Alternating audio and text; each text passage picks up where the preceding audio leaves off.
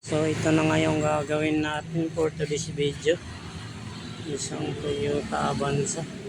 Ayan, nakita nyo naman, lukot na lukot. Grabe yung pagkaangat ng hood.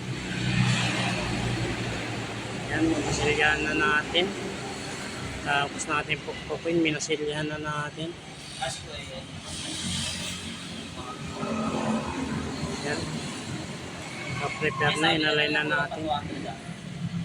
So ayan, matapos na natin. Ayan. Tapos na natin yan. Tapos na natin. Wrapping na lang ito. Ready for release. Dalawang araw lang natin ito ginawa. Pero kung sa kasa yan, naabutin pa ng ilang buwan niya.